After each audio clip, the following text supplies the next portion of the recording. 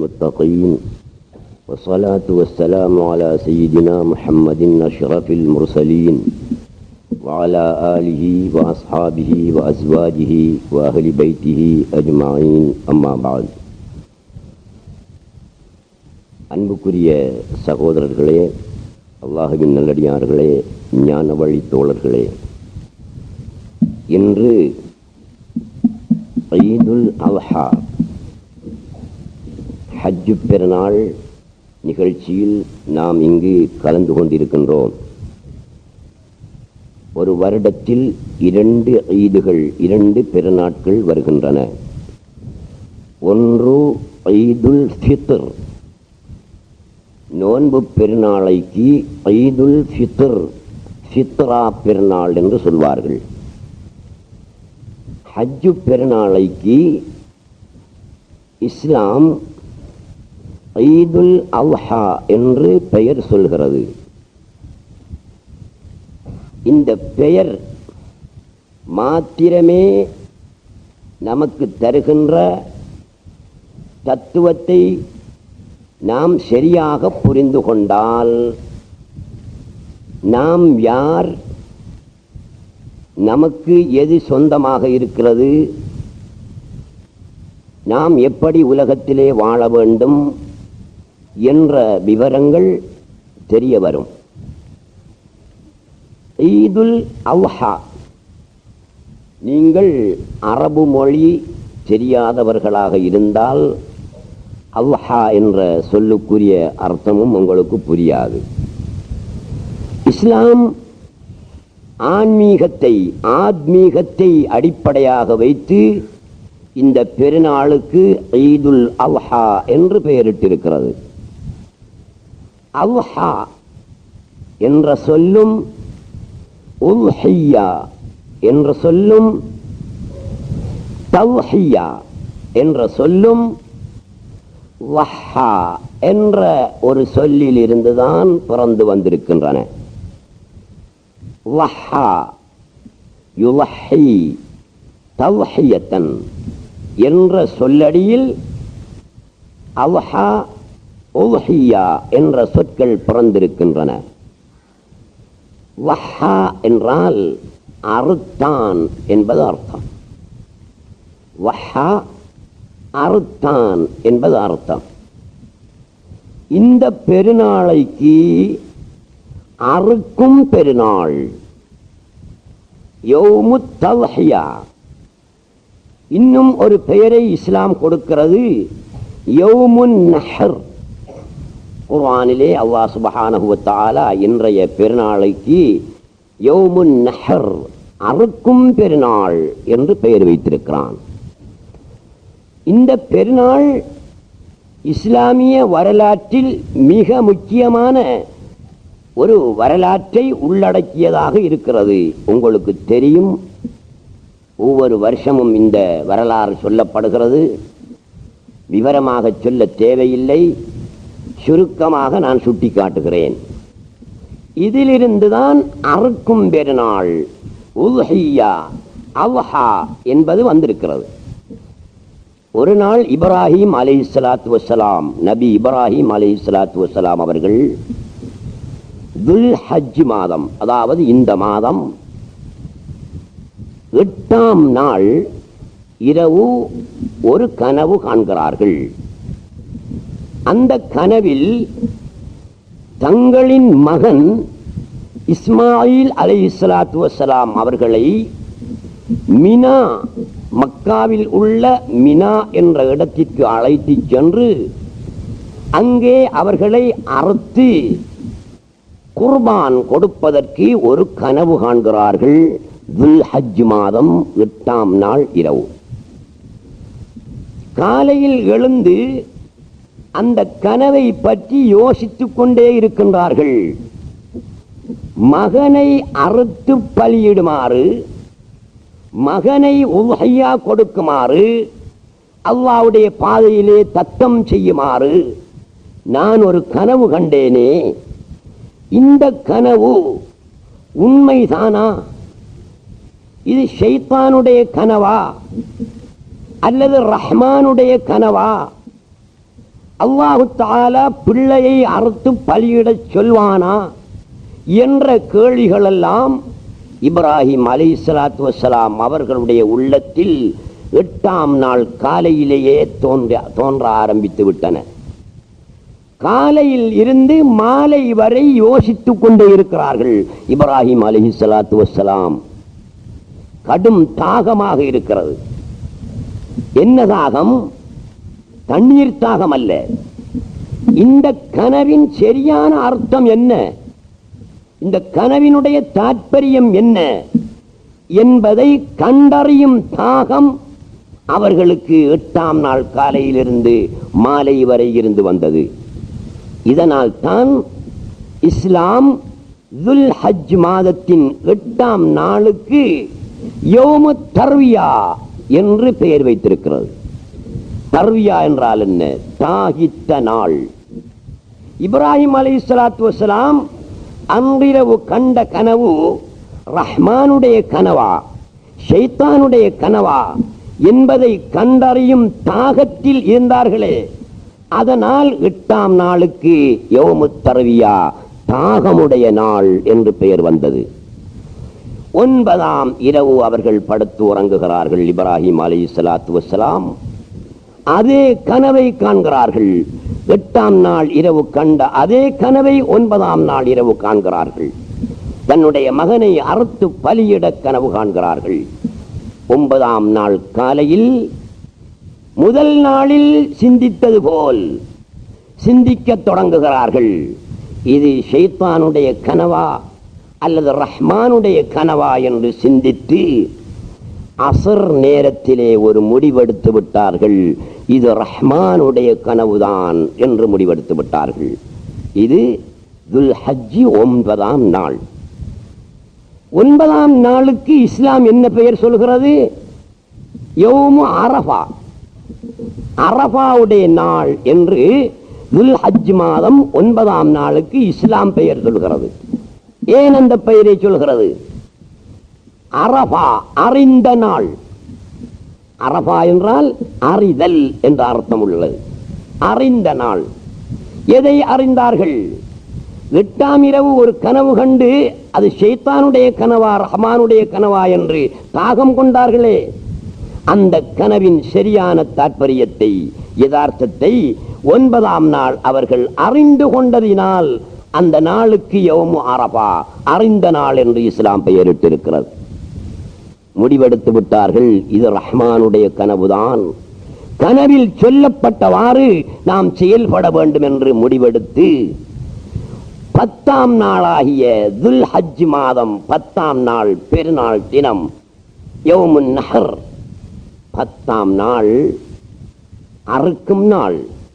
8ஆம் நாள் கண்ட கனவு, 9ஆம் நாள் கண்ட கனவு, அதன்படி தன்னுடைய மகனை அறுக்கும் நாள் 10ஆம் நாள் காலையிலே இப்ராஹிம் அலைஹிஸ்ஸலாத்து வஸ்ஸலாம் அவர்கள் தன்னுடைய மகனிடத்திலே இந்த செய்தியை சொல்லலாமா, தன்னுடைய மனைவியிடத்திலே இந்த செய்தியை சொல்லலாமா என்று யோசித்துவிட்டு, மகனிடத்திலும் சொல்லக்கூடாது மனைவியிடத்திலும் சொல்லக்கூடாது, இறைவனின் கட்டளையை ஒருவேளை இவர்கள் தடுத்து விடலாம் என்பதற்காக இப்ராஹிம் அலைஹிஸ்ஸலாத்து வஸ்ஸலாம் மகனை கையிலே பிடித்து, அன்பு மகனே இஸ்மாயில் என்னுடன் வாரும் என்று அழைத்து சென்றார்கள். ஓர் இடத்திலே வைத்து அன்பு மகனை பார்த்து இப்ராஹிம் அலைஹிஸ்ஸலாத்து வஸ்ஸலாம், யா புனைய இன்னி அரா ஃபில் மனாமி அன்னி அல்பஹுக. மகனை அறுப்பதென்றால் சாதாரண காரியமா சகோதரர்களே? ஒவ்வொருவரும் அவரவருடைய குடும்பத்தில் ஒரு பிள்ளையை அல்லாஹ்வுக்காக தியாகம் செய்ய வேண்டும் என்று இஸ்லாம் சொல்லி இருந்தால், நானும் நீங்களும் இன்றைய தினத்திலே எங்களுடைய செல்வ குழந்தைகளில் ஒரு குழந்தையை அல்லாஹ்வுக்காக அறுத்து பலியிட வேண்டிய அவசியம் ஏற்பட்டிருக்கும். இந்த நிலை எங்களுக்கு ஏற்பட்டால் எங்களுடைய மனநிலை எப்படி இருக்கும்?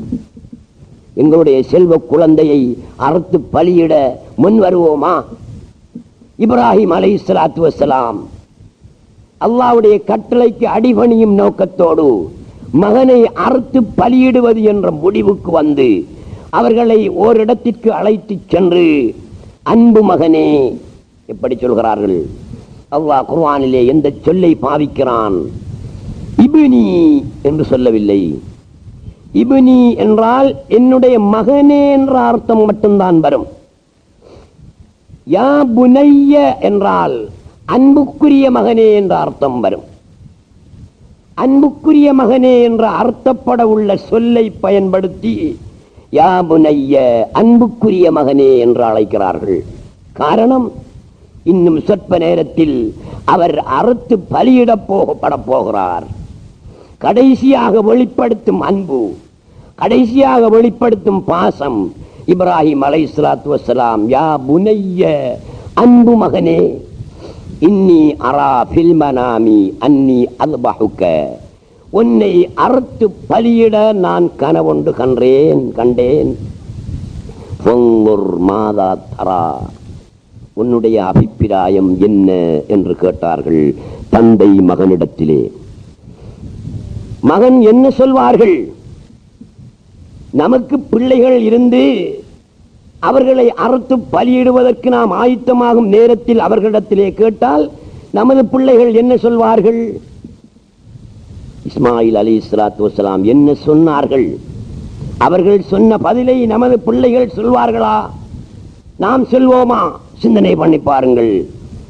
யா அபதி அல் மா துமர், நீங்கள் எது கொண்டு பணிக்கப்படுகின்றீர்களோ அதை செய்யுங்கள் தந்தையே என்றார்கள். அவர்கள் சொல்ல வேண்டிய பதில் யா அபதி அல் மா உமிர்த்த, நீ எதை கொண்டு ஏவப்பட்டீர்களோ அதை செய்யுங்கள் என்று சொல்ல வேண்டும். அவர்கள் என்ன சொன்னார்கள்? யா அபதி அல் மா துமர், நீங்கள் எது கொண்டு ஏவப்படுகிறீர்களோ அதை செய்யுங்கள் என்றார்கள். இப்ராஹிம் அலைஹிஸ்ஸலாத்து வஸ்ஸலாம் அவர்கள் ஏவப்பட்டது எது கொண்டு? பிள்ளையை அறுத்து பலியிடுவது கொண்டுதான் ஏவப்பட்டார்கள். ஏவப்பட்ட செய்தி முடிந்த செய்தி. மகன் சொல்லும் போது சொல்கிறார்கள் யா அபதி அல் மா துமர், இதன் பிறகும் நீங்கள் எது கொண்டு ஏவப்படுகின்றீர்களோ அதை செய்யுங்கள் என்றார்கள்.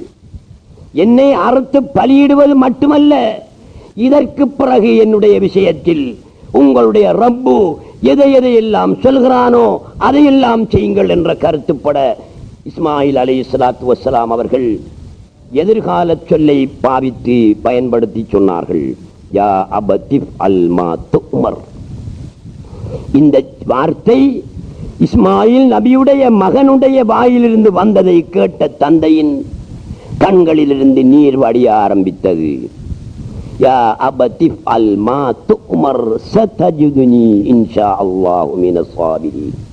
தந்தையே, எது கொண்டு ஏவப்படுகிறீர்களோ அதை செய்யுங்கள், என்னை அறுத்து பலியிடுங்கள், என்னை பொறுமையாளர்களில் நீங்கள் கண்டுகொள்வீர்கள், நான் பொறுமை செய்தவனாக என்னை நீங்கள் பெற்றுக்கொள்வீர்கள் தந்தையே என்று இஸ்மாயில் அலைஹிஸ்ஸலாத்து வஸ்ஸலாம் அவர்கள் சொன்னார்கள். முடிவுக்கு வந்து விட்டார்கள் இப்ராஹிம் அலைஹிஸ்ஸலாத்து வஸ்ஸலாம். இங்கே நீங்கள் சிந்திக்க வேண்டிய விஷயம் ஒன்று.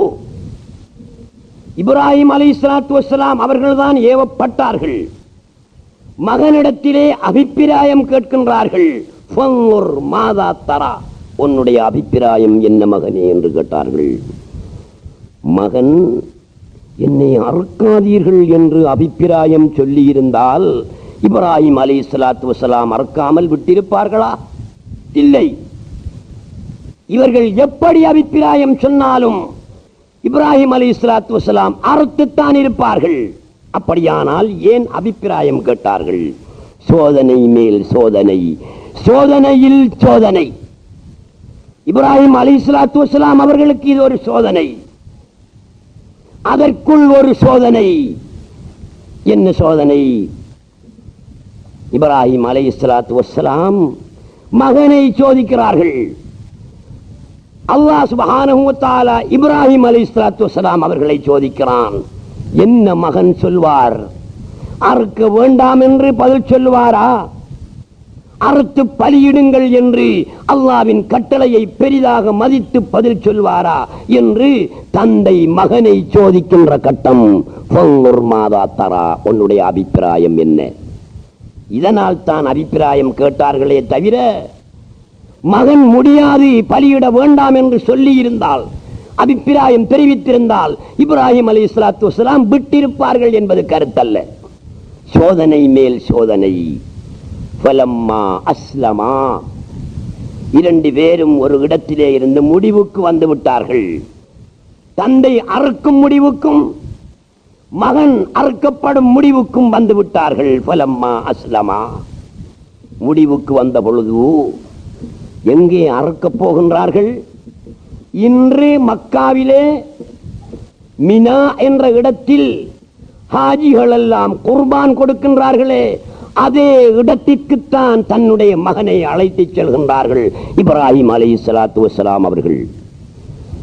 போகும்போது ஷைத்தான் வருகின்றான்.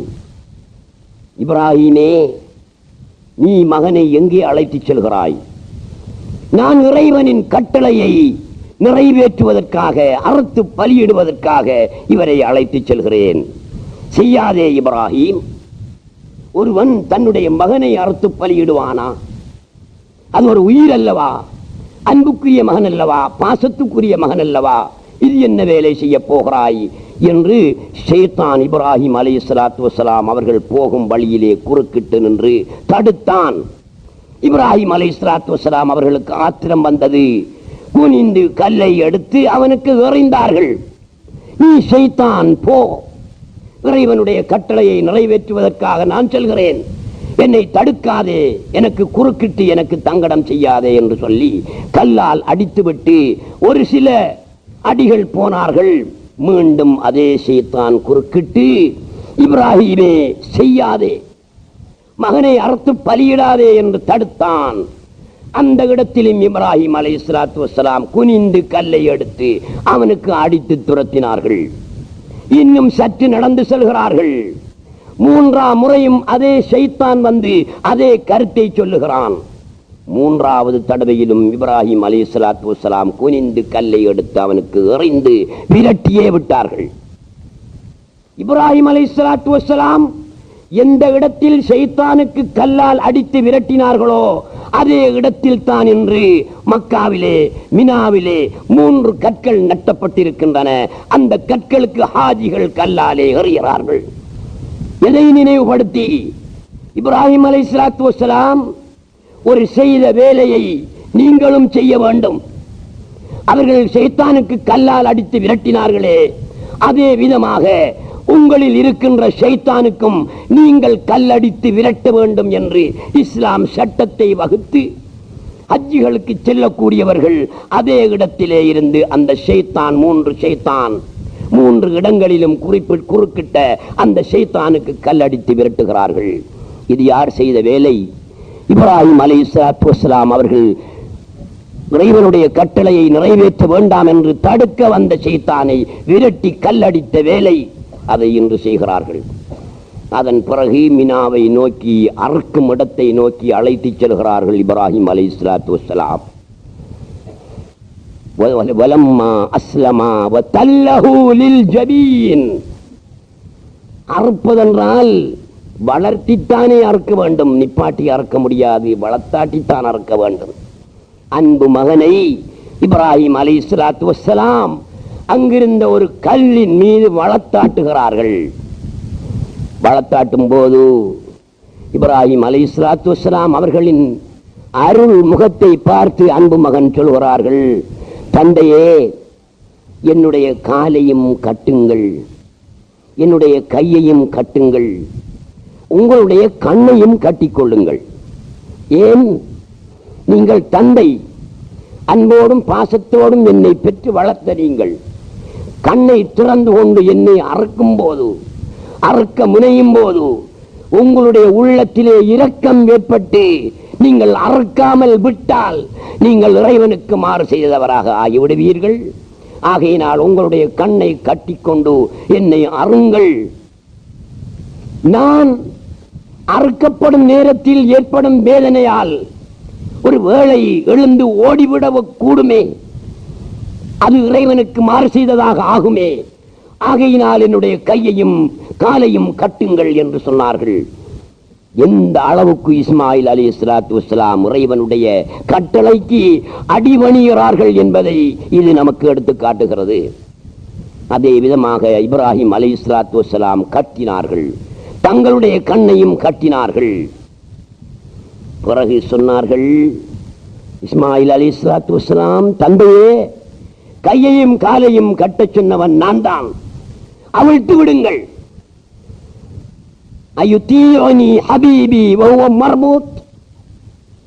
எனக்கு ஒரு சத்தம் கேட்கிறது, தந்தையே, என்னுடைய காதலன் கட்டப்பட்ட நிலைமையிலா எனக்கு வழிபடுகிறான், என்னுடைய காதலன் கட்டப்பட்ட நிலைமையிலா எனக்கு வழிபட முன் வந்திருக்கின்றான் என்று ஒரு சத்தம் கேட்கிறது இறைவனிடமிருந்து. இறைவனுக்கு வழிபடும் போது நான் கட்டப்பட்டவனாக வழிபடுவதை விரும்பவில்லை, நான் தயங்க மாட்டேன், என்னை கட்டை அவிழ்த்துவிட்டு என்னை அறுத்து பலியிடுங்கள் என்று இஸ்மாயில் அலைஹிஸ்ஸலாத்து வஸ்ஸலாம் மீண்டும் சொன்னார்கள். இப்ராஹிம் அலைஹிஸ்ஸலாத்து வஸ்ஸலாம் கட்டுக்களை அவிழ்த்துவிட்டு கத்தியை எடுத்து இஸ்மாயில் அலைஹிஸ்ஸலாத்து வஸ்ஸலாம் அவர்களுடைய கழுத்திலே வைத்து அறுக்கிறார்கள். அறுபடவில்லை. மீண்டும் மறுக்கிறார்கள், அறுபடவில்லை. மூன்றாம் முறையும் மறுக்கிறார்கள், அறுபடவில்லை.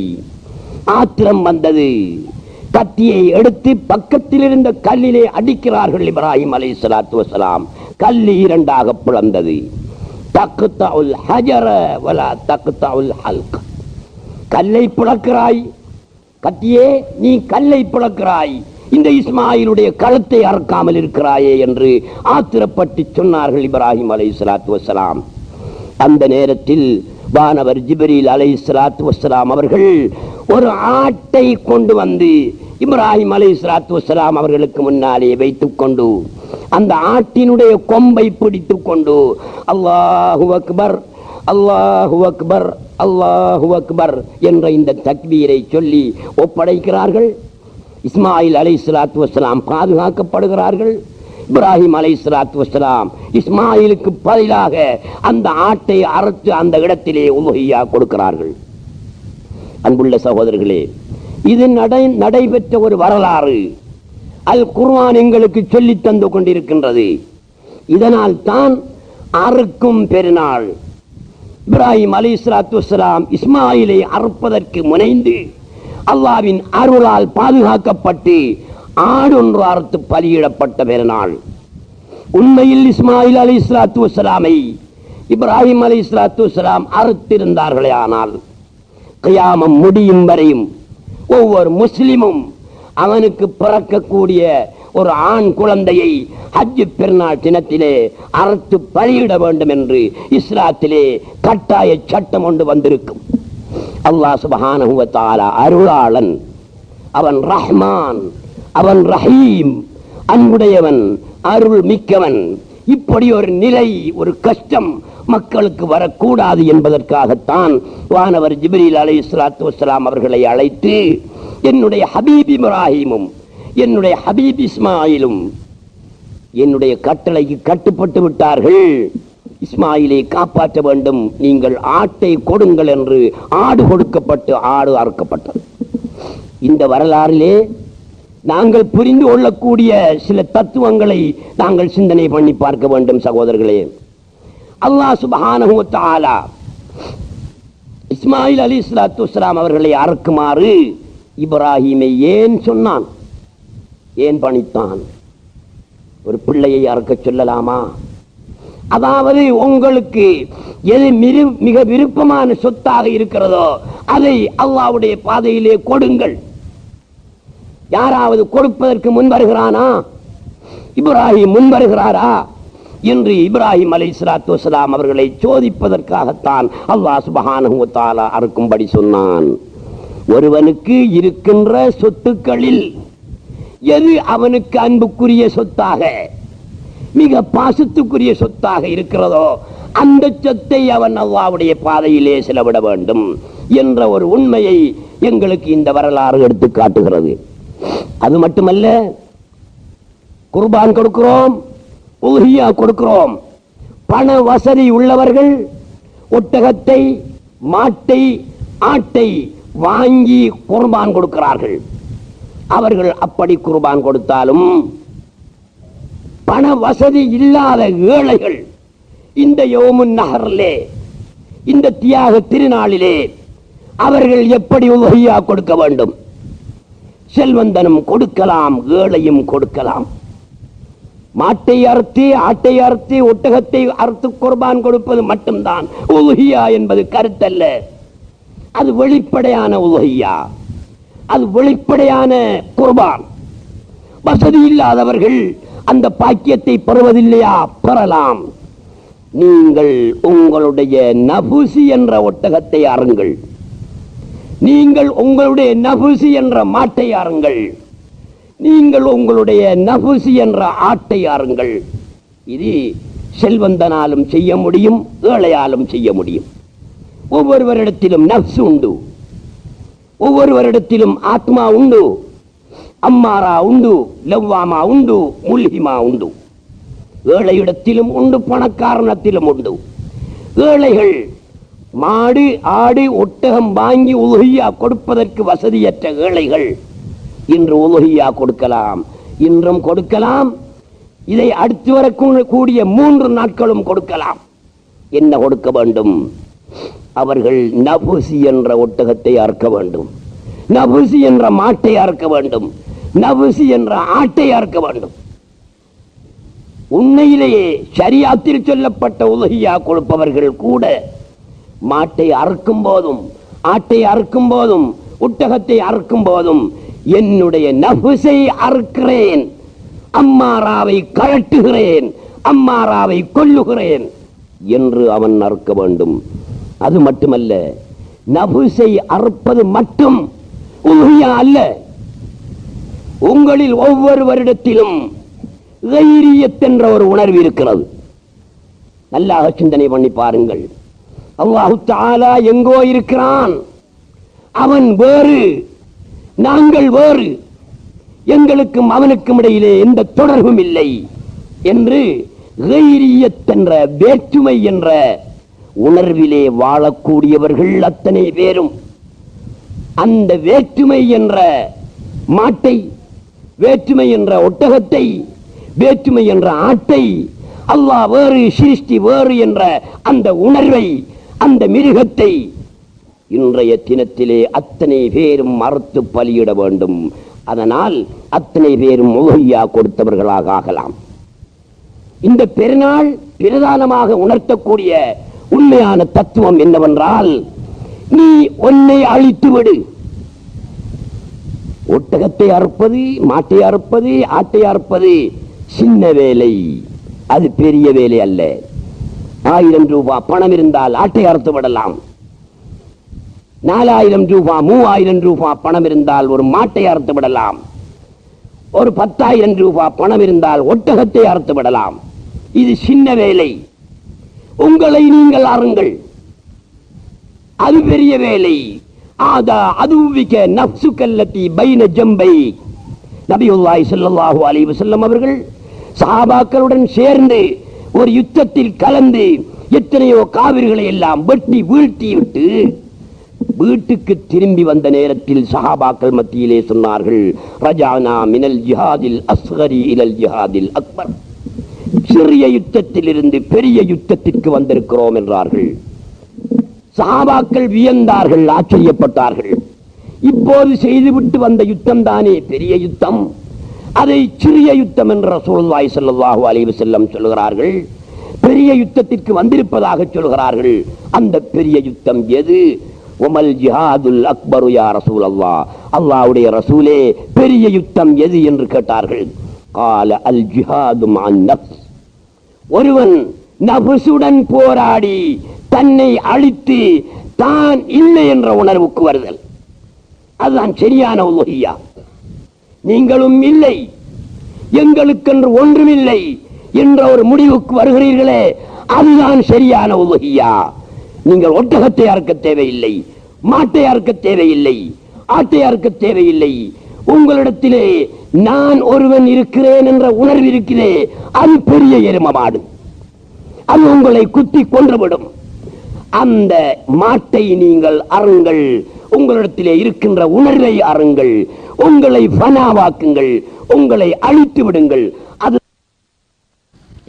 இன்னல்லாஹ் அஷ்தரா மினல் முஃமினீன அன்ஃபுஸஹும் வ அம்வாலஹும் பிஅன்ன லஹுமுல் ஜன்னah. எவ்வளவு அழகாக தெளிவாக சொல்கிறான் பார்த்தீர்களா?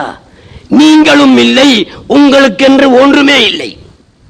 அந்த முடிவுக்கு நீங்கள் வந்தால் தான் நீங்கள் முஃமின்கள்.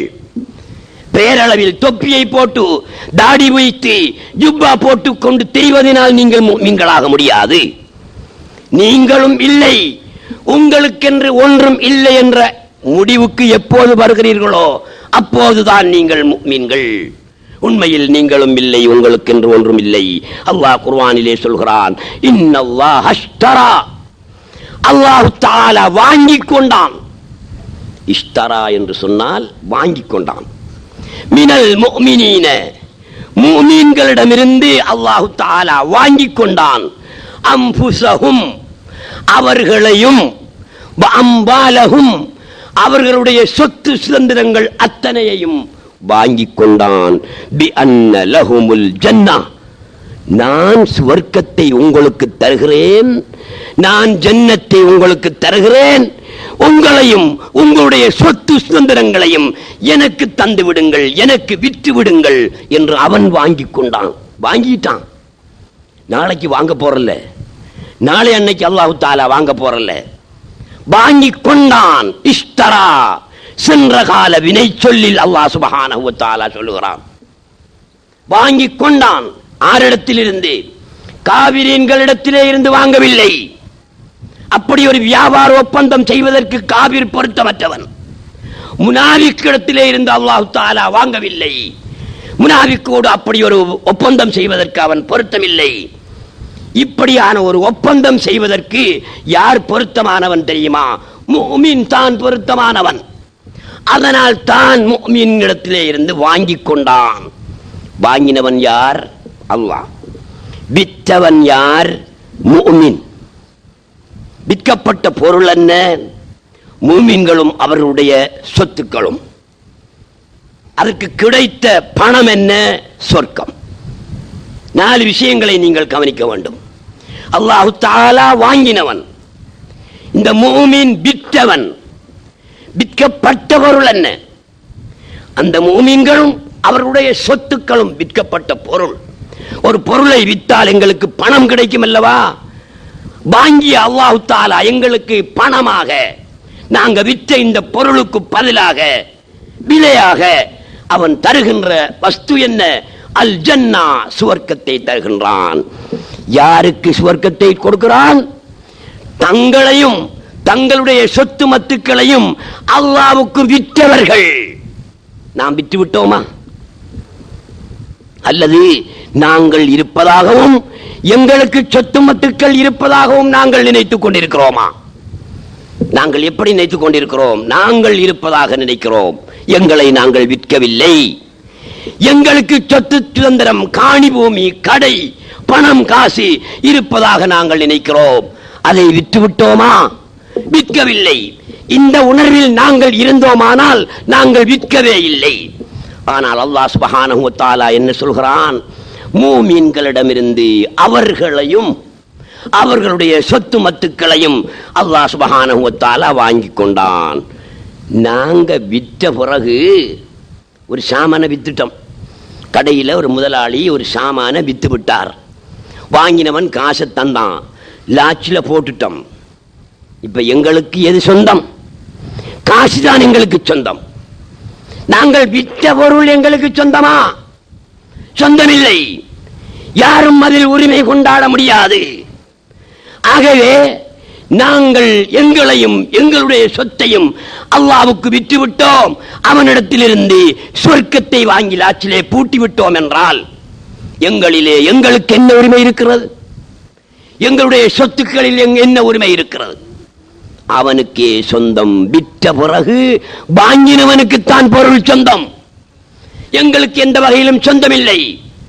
மூமின்கள் அல்லவா நாங்கள், எங்களையும் விட்டுவிட்டோம், எங்களுடைய சொத்தையும் விட்டுவிட்டோம் என்றால் இப்போது சொத்துக்குரியவன் யார்?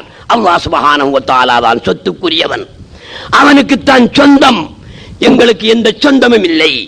சொந்தமில்லாத ஒரு பொருளில் சொந்தம் கொண்டாடுவது பைத்தியகாரத்தனம்.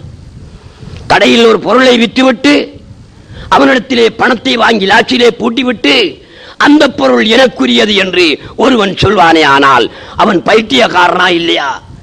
அதே போல மூமின்களாகிய நாங்கள் எங்களையும் எங்களுடைய சொத்துக்களையும் அல்லாஹ்வுக்கு விற்றபின் அது அவனுக்கு சொந்தம். எப்படி சொந்தம்? எந்த வகையிலான சொந்தம்? விட்டு பிரிந்த சொந்தமா, விட்டு பிரியாத சொந்தமா? சொந்தத்தில் 2 வகையான சொந்தம் இருக்கிறது. விட்டு பிரிந்த சொந்தம், அதுவும் சொந்தம்தான், விட்டு பிரிந்த சொந்தம். இன்னொன்று விட்டு பிரியாத சொந்தம், அதுவும் சொந்தம்தான், விட்டு பிரியாத சொந்தம். அல்லாஹ் தஆலா மூமின்களையும் அவருடைய சொத்து மத்துக்களையும் வாங்கி சொந்தமாக்கி கொண்டான் என்றால் அது எப்படியான சொந்தம்? அவனை விட்டு பிரிந்த சொந்தமா, அவனை விட்டு பிரியாத சொந்தமா என்பதையும் நீங்கள் சிந்தனை பண்ணி பார்க்க வேண்டும். தற்கிழமை பிறரின் கிழமை என்று தமிழ் மொழியிலே இலக்கணத்திலே உண்டு. தற்கிழமை பிறரின் கிழமை என்று தமிழ் மொழி இலக்கணத்திலே இருக்கிறது. தற்கிழமை என்றால் விட்டு பிரியாத சொந்தம், பிறரின் கிழமை என்றால் விட்டு பிரிந்த சொந்தம். எதுபோல இந்த முசம்மில் என்ற இந்த பையன், இவனுக்கு பாலமுனையிலே ஒரு தோட்டம் உண்டு, கிராங்குளத்திலே ஒரு தோட்டம் உண்டு, படுவான் கரையிலே ஒரு காணி உண்டு, கொழும்பிலே ஒரு கடை உண்டு. இவை அனைத்தும் இவனுக்கு சொந்தமா இல்லையா? இவனுக்கு சொந்தம். இவனை விட்டு பிரிந்த சொந்தமா, இவனிலேயே உள்ள சொந்தமா? இது இவனை விட்டு பிரிந்த சொந்தம் கடை கொழும்பிலே இருக்கிறது, காணி படுவாங்கரையிலே இருக்கிறது, தோட்டம் பாலமுனையிலே இருக்கிறது. இவனுக்கு சொந்தமானவைகளா இருந்தாலும் அவை இவனை விட்டும் பிரிந்த சொந்தங்கள், பிரிந்த சொந்தம். இதைத்தான் பிரிதின் கிழமை என்று சொல்லப்படும். தற்கிழமை என்றால் அவனை விட்டு பிரியாத சொந்தம். எப்படி? இந்த முசம்மில் என்பவனுக்கு அவனுடைய கை சொந்தம், முசம்மில் என்பவனுக்கு அவனுடைய கண் சொந்தம், முசம்மில் என்பவனுக்கு அவனுடைய கால் சொந்தம். இந்த சொந்தம் அவனை விட்டு பிரிந்த சொந்தமா, அவனை விட்டு பிரியாத சொந்தமா? என்ன சொந்தம்? அவனை விட்டும் பிரியாத சொந்தம். முசம்மிலுக்கு கை சொந்தம், அவனை விட்டு பிரியவில்லை. முசம்மிலுக்கு கால் சொந்தம், அவனை விட்டு பிரியவில்லை. முசம்மிலுக்கு கண் சொந்தம், அவனை விட்டு பிரியவில்லை. இது ஒரு வகையான சொந்தம். இதை தற்கிழமை என்று சொல்லப்படும். முசம்மிலுக்கு பாலமுனையில் வளம் உண்டு, பாலமுனையில் தோட்டம் உண்டு, கொழும்பில் காணி, கொழும்பில் கடை உண்டு, படுவாங்கரையில் காணி உண்டு. இதுவும் சொந்தம்தான். இது புரிதின் கிழமை, அவனை விட்டு பிரிந்த சொந்தம். அல்லாஹ் சுப்ஹானஹு வ தஆலா விசுவாசிகளையும் மூமின்களையும் அவருடைய சொத்துக்களையும் வாங்கி கொண்டான். இவர்கள் விற்றவர்களாக ஆகிவிட்டார்கள் என்றால் இவற்றுக்கு சொந்தம் யார்? அவன் தான் சொந்தக்காரன். என்ன சொந்தம்? முசம்மிலுக்கு பாலமுனையில் இருக்கின்ற வளகு சொந்தமாயிருப்பது போலவா? முசம்மிலுக்கு படுவாங்கரையில் இருக்கின்ற காணி சொந்தமாயிருப்பது போலவா?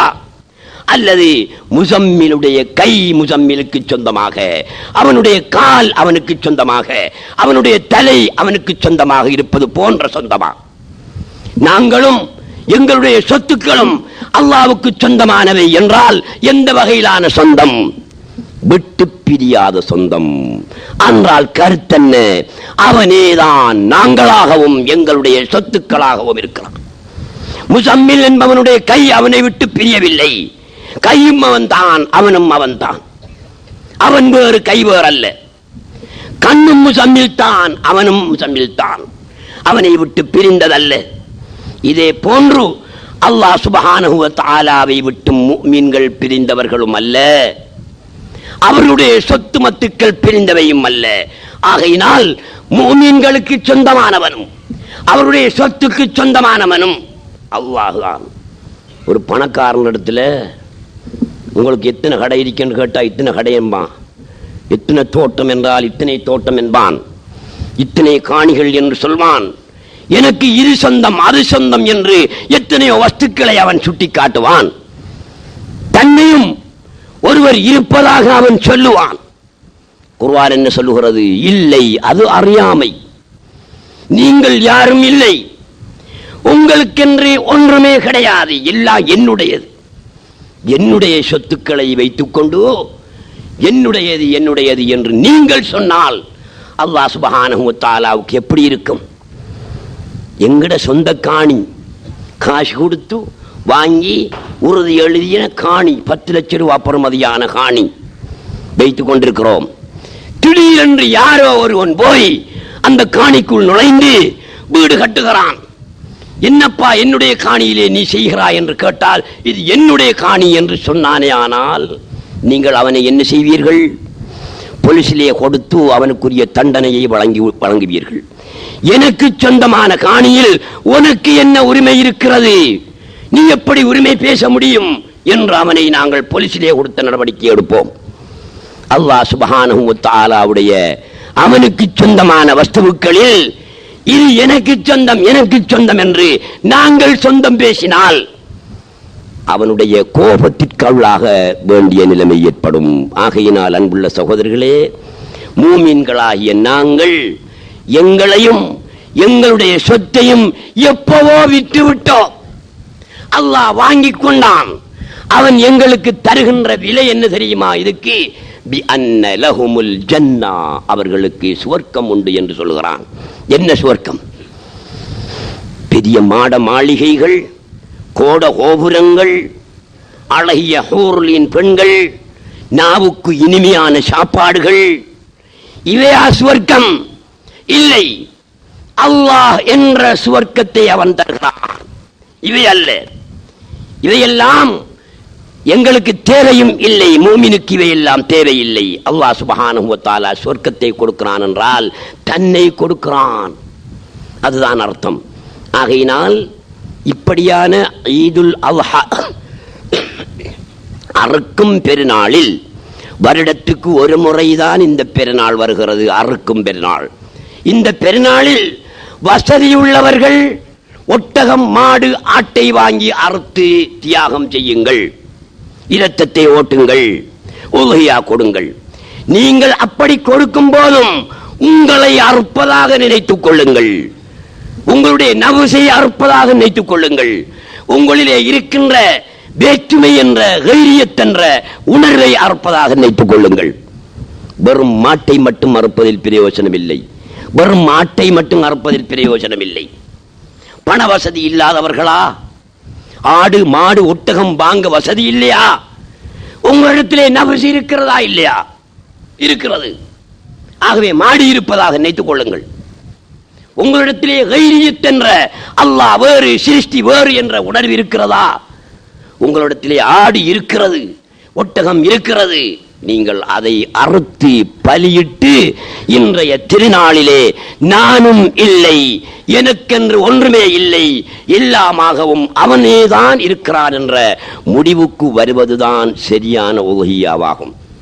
ஆகையினால் அன்புள்ள சகோதரர்களே, அல்லாஹ் சுப்ஹானஹு வ தஆலா இப்படியான ஒரு தத்துவத்தை உணர்த்துவதற்காக இப்ராஹிம் அலைஹிஸ்ஸலாத்து வஸ்ஸலாம் அவர்களையும் இஸ்மாயில் அலைஹிஸ்ஸலாத்து வஸ்ஸலாம் அவர்களையும் 2 பாத்திரங்களாக வைத்து ஒரு படம் நடித்திருக்கிறான், ஒரு நாடகம் நடித்திருக்கிறான். அந்த நாடகத்தின் மூலமாக அவ்விரண்டு பேருக்கும் மட்டுமல்ல, அகில உலகத்து மக்கள் அனைவருக்கும் அல்லாஹ் சுப்ஹானஹு வ தஆலா பாடத்தை ஏற்படுத்தி இருக்கிறான். இதை நாங்கள் ஒரு பாடமாக கொண்டு இதில் படிப்பினை பெற்று நாங்கள் வாழ தண்டித்துக் கொள்ள வேண்டும் என்று உங்களை அன்பாக கேட்டு இன்றைய உரையை முடித்துக் கொள்கிறேன். அல்லாஹு அக்பர், அல்லாஹு அக்பர், அல்லாஹ்.